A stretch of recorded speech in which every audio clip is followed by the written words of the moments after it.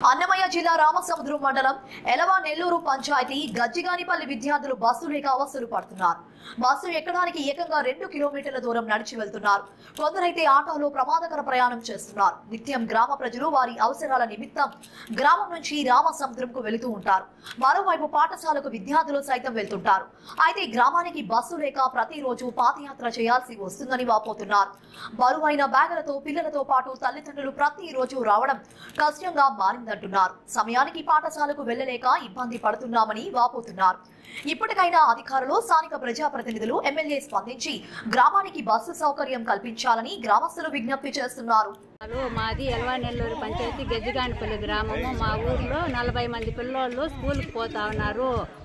వాళ్ళకి బస్సు లేక చాలా ఇబ్బందులు పడుతున్నారు. 2 కిలోమీటర్లు పోతే ఘాటి దగ్గరికి బస్సు వస్తుంది. మేము పనికి పోయే వాళ్ళు 300 కూలితో మా పిల్లలు మేము చదివించలేకపోతున్నాము. మాకు బస్సు సౌకర్యం కావాలి.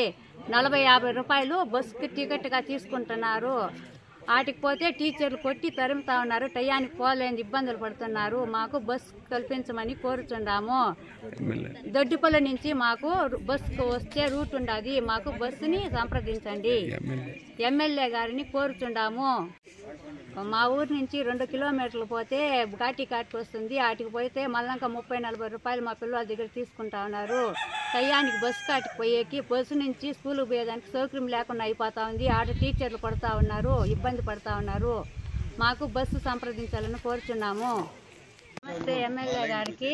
మాది ఎల్వా నెల్లూరు పంచాయతీ గజ్జిగానిపల్లి గ్రామము. మా ఊర్లో 40 మంది పిల్లలు స్కూల్కి పోతా ఉన్నారు. బస్సు సౌకర్యం లేదు. వాన వర్షంలో ఇబ్బంది పడుతూ ఉన్నారు. తల్లిదండ్రులు చాలా ఇబ్బంది పడుతూ ఉన్నాము. బస్సు సౌకర్యం కావాలి. ఎమ్మెల్యే గారిని కోరుకుంటా ఉన్నాము. డిపో ఏజెంట్ గారు మాకు సంప్రదించి మాకు బస్సు సౌకర్యం కల్పించాలని కోరుతున్నాము. దొడ్డిపల్లి నుంచి మా ఊరికి రోడ్డు ఉంది. బస్సు సౌకర్యం వేయాలిగా కోరుతున్నాం మేము.